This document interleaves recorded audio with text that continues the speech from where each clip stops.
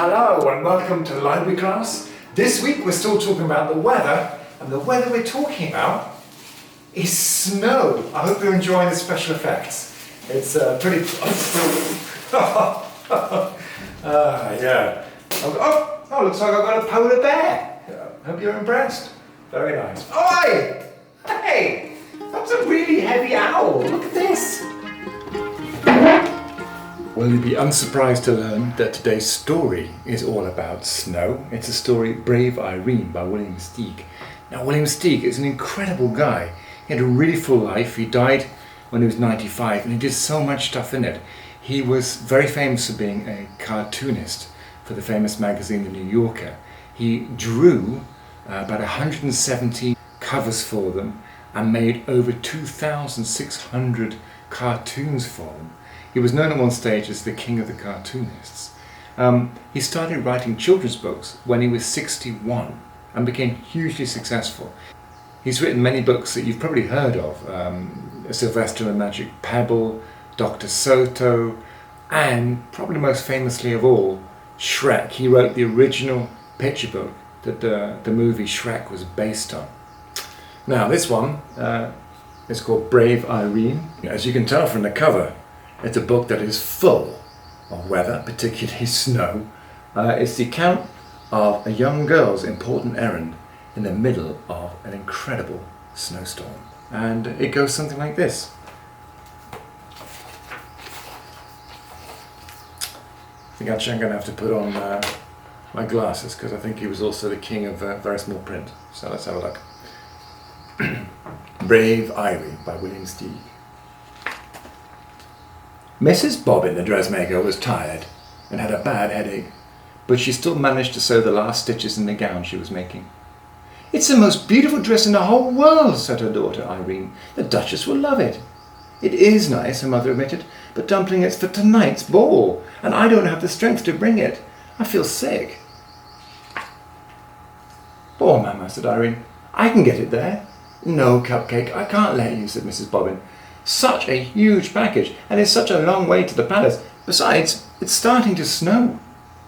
"But I love snow," Irene insisted.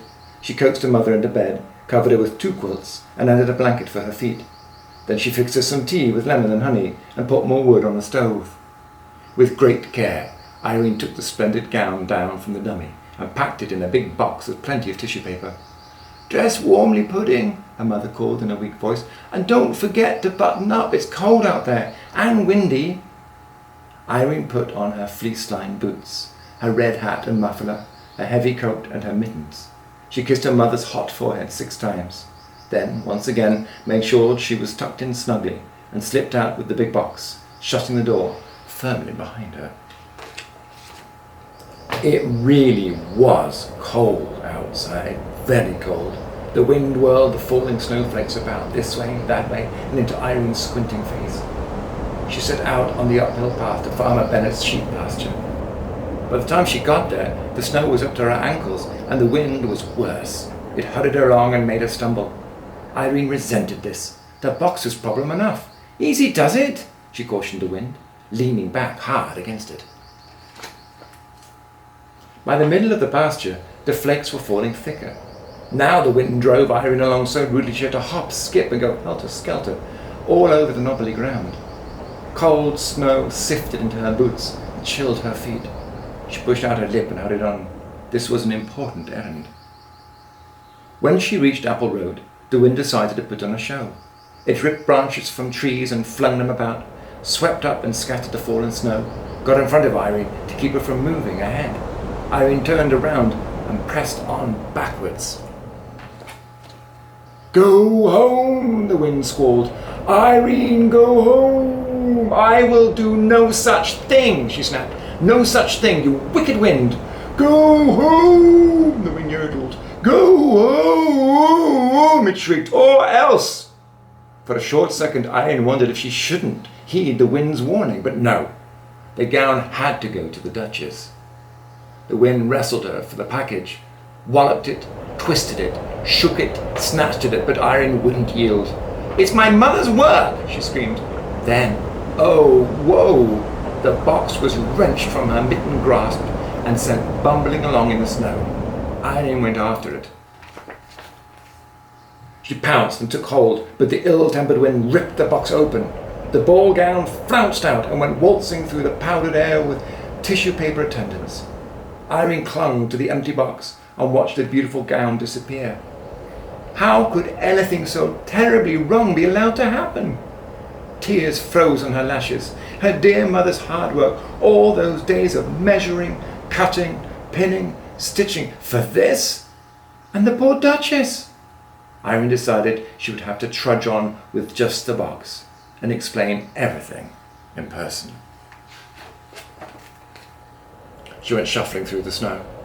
Would her mother understand, she wondered, that it was the wind's fault, not hers? Would the Duchess be angry? The wind was howling like a wild animal. Suddenly Irene stepped in a hole and fell over with a twisted ankle. She blamed it on the wind. "Keep quiet," she scolded. "You've done enough damage already. You spoiled everything, everything." The wind swallowed up her words. She sat in the snow in great pain, afraid she wouldn't be able to go on, but she managed to get to her feet and start moving. It hurt. Home, where she longed to be, where she and her mother could be warm together, was far behind. It's got to be closer to the palace, she thought, but where any place was in all this snow, she couldn't be sure. She ploughed on, dragging furrows with her sore foot. The short winter day was almost done. Am I still going the right way, she wondered. There was no one around to advise her. Whoever else there was in this snow-covered world was far, far away and safe indoors. Even the animals in their burrows. She went plodding on. Soon night took over. She knew in the dark that the muffled snow was still falling. She could feel it. She was cold and alone in the middle of nowhere. Irene was lost. She had to keep moving. She was hoping she'd come to a house, any house at all, and be taken in.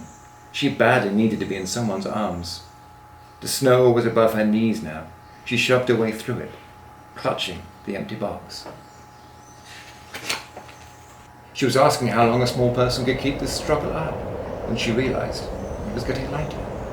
There was a soft glow coming from somewhere below her. She waded towards this glow, and soon was gazing down a long slope to a brightly lit mansion. It had to be the palace. Irene pushed forward with all her strength, and sloosh, thwomp, she plunged downwards and was buried. She had fallen off a little cliff. Only her hat and the box in her hands stuck out above the snow. Even if she could call for help, no one would hear her. Her body shook, her teeth chattered. Why not freeze to death, she thought, and let all these troubles end? Why not? She was already buried.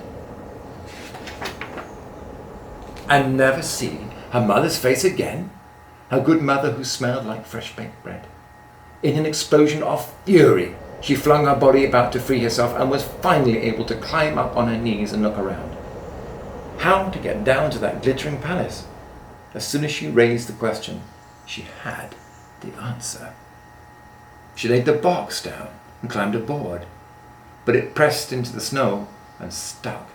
She tried again, and this time, instead of climbing on, she leapt. The box shot forward like a sled. The wind raced after Irene, but couldn't keep up. In a moment she would be with people again, inside where it was warm. The sled slowed and jerked to a stop on paving stones. The time had come to break the bad news to the Duchess.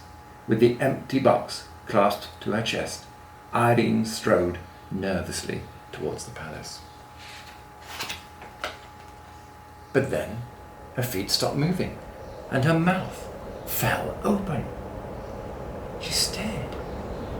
Maybe this was impossible, yet there it was, a little way off, and over to the right, hanging from the trunk of a tree. The beautiful ball gown. The wind was holding it there. "Mama!" Irene shouted. "Mama, I found it!" She managed somehow, despite the wind's meddling, to get the gown off the tree and back in its box. And in another moment she was at the door of the palace. She knocked twice with the big brass knocker. The door opened and she burst in. She was welcomed by cheering servants and a delirious Duchess. They couldn't believe she had come over the mountain in such a storm, all by herself. She had to tell the whole story, every detail, and she did. Then she asked to be taken right back to her sick mother. But it was out of the question, they said. The road that ran around the mountain wouldn't be cleared until morning. Don't fret, child, said the Duchess. Your mother is surely sleeping now. We'll get you there first thing tomorrow. Irene was given a good dinner as she sat by the fire, the moisture stealing off her clothes. The Duchess, meanwhile, got into a freshly ironed gown before the guests began arriving in their sleighs. What a wonderful ball it was! The Duchess in her new gown was like a bright star in the sky. Irene in her ordinary dress was radiant. She was swept up into dances by handsome aristocrats who kept their feet off the floor to spare her ankle. Her mother would enjoy hearing all about it.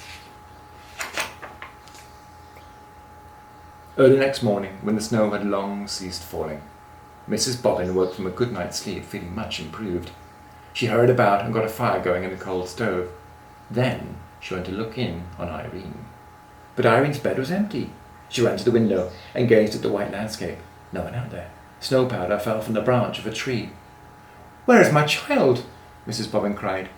She whipped on her coat to go out and find her. When she pulled the door open, a wall of drift faced her. But peering over it, she could see a horse-drawn sleigh hastening up the path.